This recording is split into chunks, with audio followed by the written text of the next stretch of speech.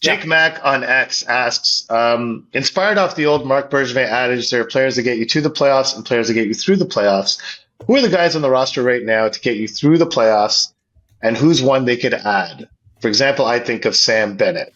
Now, I think the example is Sam Bennett is a guy that gets you through the playoffs, not a guy they could add. Another one I would add from these playoffs is Barclay Goodrow, who's showing it again that come playoff time, you need a guy like that. The guy has more playoff goals than he had regular season goals. So that's crazy, huh? yeah, 6 goals in the playoffs, 4 goals in the regular season. So on the roster right now, okay, in my opinion, to me, we've seen it. Saw it. It was 3 years ago now, but Josh Anderson in the playoffs is a guy who helps get you through the playoffs. Doesn't even have to score, doesn't have to do a whole lot, but he has an impact on games when you're playing him repeatedly 5, 6, 7 times in a row.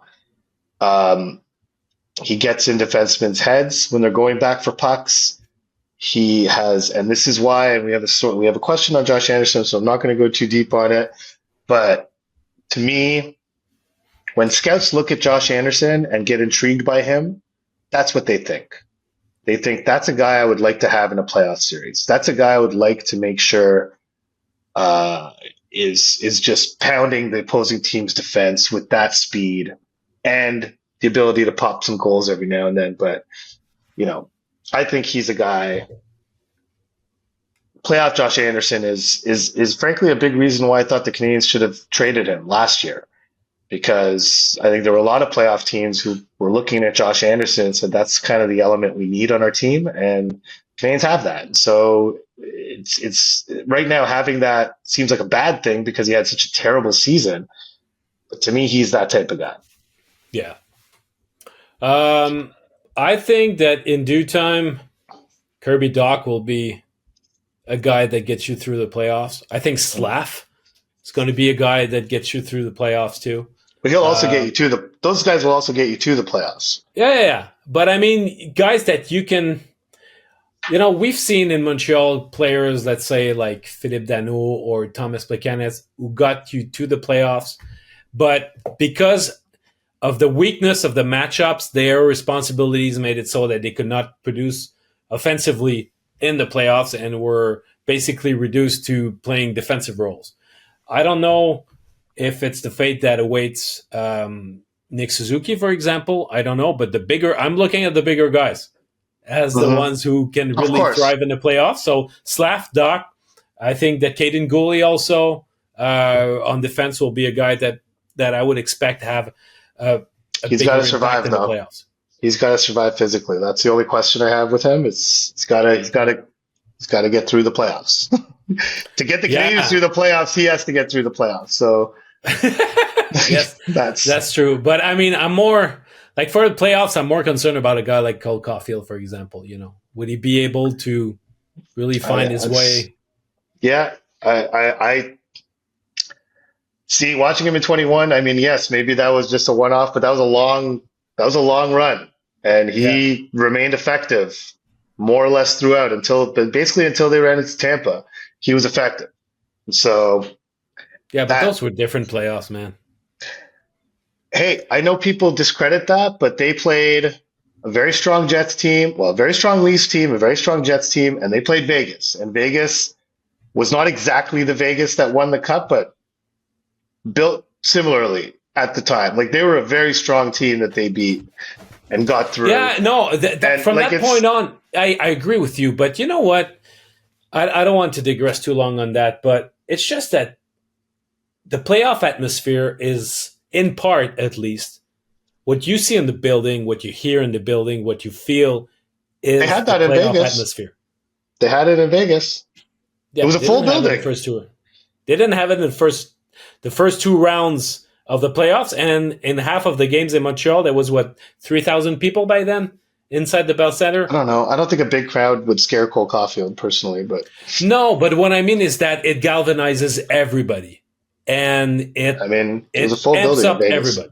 Yeah, I understand, and I thought he responded to that. I don't know. I think the whole team responded to that. it was even more striking for them because that those games in Vegas were their first games in front of a crowd Yeah. in a long ass time. And they didn't wilt under that. I mean, like I thought Suzuki was good and Caulfield was good. Like all their young guys, that was what was most encouraging. Hell, KK was even good. I mean, it was like that was really Even KK. even Yeah. KK was good. So Yeah. anyhow, so that's that. So actually, speaking of Cole Caulfield, it kind of segues nicely into the next question, which comes from I don't even know who this comes from. Oh, it's Loic. Oh, it's Comes from Loic. Loic. Yeah. Loic. Uh, Quelles informations vous retenez des prestations des joueurs du Canadien lors du championnat du monde de hockey? Quick translation. What information did you glean off the performance of Canadians players at the World Hockey Championships? I will let you go. Well, first, overall, it was not an overly satisfying and very enthusiastic World Championships from the Canadiens' point of view. I think that Slavkovsky wished he could have done more over there. I think that he put a lot of pressure on himself, obviously being the star player for Slovakia. I find that him in particular, he could have produced more, but I found that there were many games where he created chances that the other two guys on his line just couldn't bury or couldn't finish. It was really a case, we were talking about Hudson earlier and playing in the American League where he would do plays that, would he have talented enough players to play with in the American League, where there were some occasions where Slav would make plays, and if he had more talented line mates, this would have been a more significant scoring chance at least. So, but ultimately, I mean, that he feels that, as the leader that he's become, even at a young age, he's become a leader for that team, and I think that he wishes he had done more. I think that it remains a fairly satisfying tournament for him. Definitely satisfying for Kapanen. Gouli was seen favorably, as he's always been, by coach André Tourigny, who's coached him in the past in the Team Canada program. It's unfortunate that he missed the last game because of a wrist injury. He blocked a shot in the semifinal game against Sweden, so he could not play. Switzerland. Against Switzerland, so he could not play against Sweden. And as for Caulfield, I mean, he was in a situation where I think that he had to make a case for himself, preparing for the Four Nations tournament and the Olympics.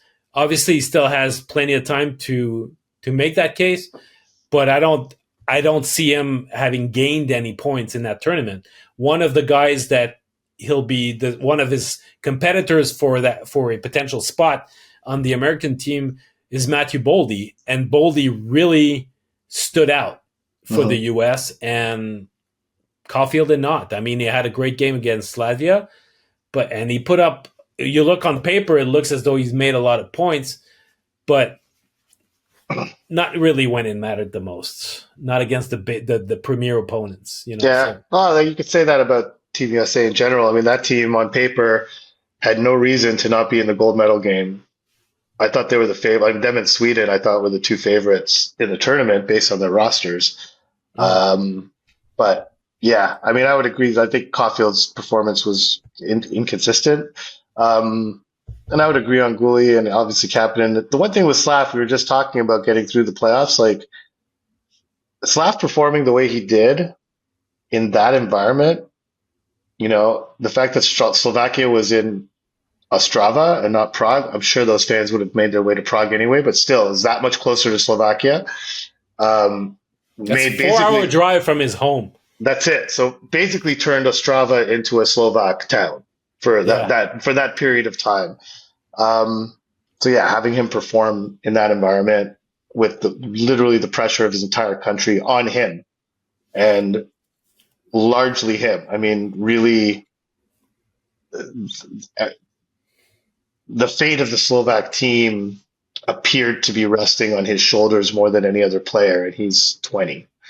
So I thought he handled that pretty well. We got an idea of when he was joking when he left how he doesn't find the media pressure to here to be all that bad. And he said, "Oh, you want to see media come to Slovakia?" And we got a glimpse of it. You know, it was like that's what he lives every day. So